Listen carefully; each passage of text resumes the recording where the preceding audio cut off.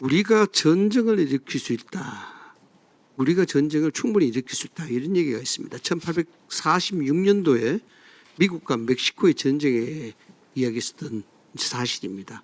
언론이 멕시코가 준비가 안 된 상황인데도 불구하고 멕시코는 준비 상태가 전쟁할 준비가 되어 있다고 이야기하죠.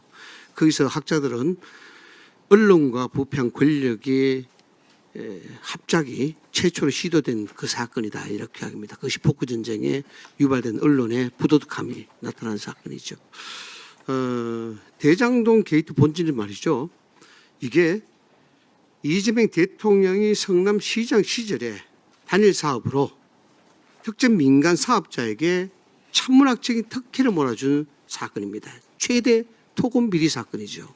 이거는 뭐 이제는 삼척동자가 다 아는 사건입니다.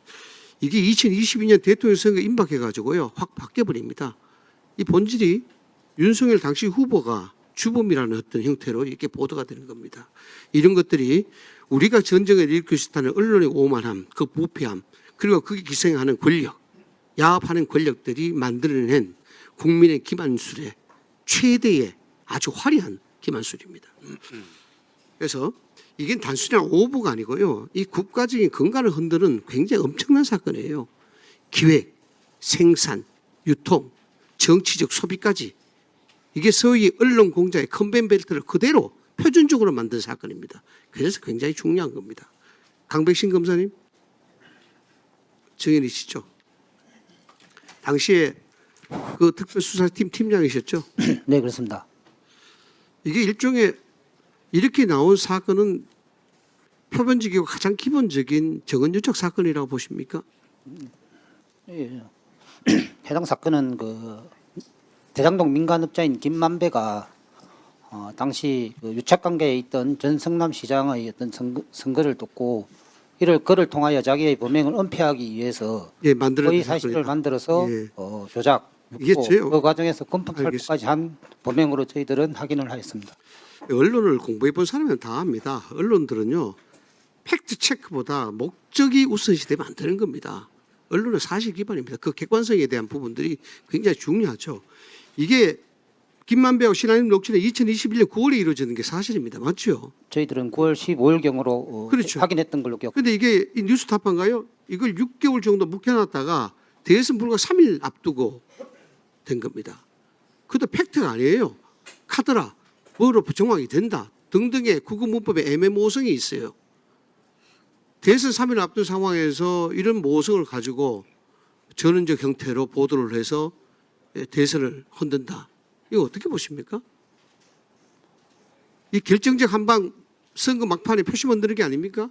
뭐 정치의 영역은 제가 뭐라고 말씀을 드릴 수는 없지만 저희들이 확인한 바에 의하면은 김만배 씨가 허위 사실을 만들어 신앙님 씨에게 얘기를 했고 그와 같은 사실이 대선 국면에서 각종 언론을 통해서 보도가 되었던 사실은 확인을 했습니다. 중대한 선거 범죄로 봐야 되겠죠. 뭐 선거 범죄와 관련해서는 그 당시에 시효가 지난 사항이었기 때문에 선거 범죄의 성립 여부에 대해서는 저희들이 검토한 바가 없습니다만은 선거에 영향을 미치기 위해서 의도적으로 한 행위로 저희들은 판단을 하였습니다.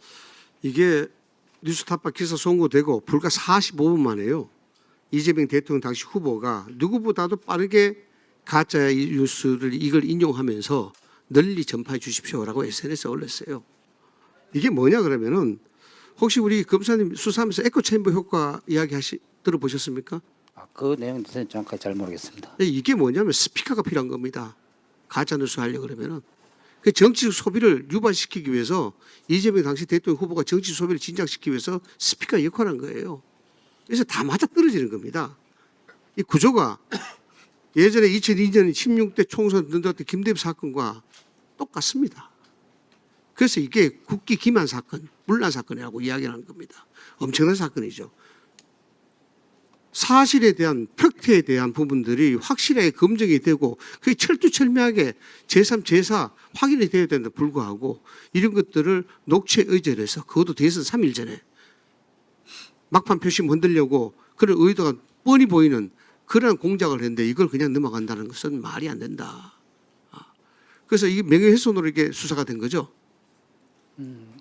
그때 당시에 그 김만배 씨의 금품 살포 및 허위사실 유포 관련 명예훼손으로 명예훼손 맞죠. 수사가 된 것입니다. 그 명예훼손의 요건 자체가 실제적 악의냐 아니냐 이거 판단하는 건 아닙니까? 네, 그렇습니다. 실제적 악의가 판단됐죠. 네, 그렇습니다. 왜냐 그러면은 언론에서는 명예훼손에 대한 다툼이 많습니다. 그래서 실제적 악의를 증명하기가 굉장히 힘들어요. 법리적으로도. 객관성이 있느냐, 확실성이 있느냐. 이 부분이 증명이 돼야만 실제적 악의가 증명이 되는 겁니다. 이 사건은 실제적 악의가 확실하게 증명이 됐죠. 왜? 시기성으로. 대선 3일 전에 심대한 영향을 줄 수 있는 국민의 여론에 영향을 줬기 때문에 그런 것이고 그게 실제적 악의죠. 이것이 상대방 후보를 해악을 끼칠 수 있는 그러한 어떤 성질의 가짜 뉴스이기 때문입니다. 그다음 그 내용 자체에 명확성과 사실성, 객관성이 별로 없어요. 그러니까 실제 악의가 인정이 되는 거죠. 맞죠? 저희들이 뭐 악의 부분과 관련해서는 엄격한 증거에 기해서 그 악의가 인정되는 범위에서 기소를 하고 악의가 인정되지 아니하는 범위에서는 불기소하거나 인지를 하지 않았던 걸로 기억합니다. 이게 아까도 말씀드렸습니다마는 기획에서 생산해서 유통해서 정치 소비까지 그대로 한 점 흐트러짐 없이 이어지는 전형적인 가사뉴스 횡포입니다. 진실이라는 사람이 신발끈을 맬 때 가짜라는 사람은 지구 반바퀴를 돈다 그래요. 그래서 언론이 부패되면은요 국민들 바보 만드는 건 시간 문제입니다. 바로 이겁니다. 그런 매행점을 활용을 해서 부패한 권력이 여기에 야합을 해서 이런 장난을 치는 겁니다. 예, 추가 질문하겠습니다.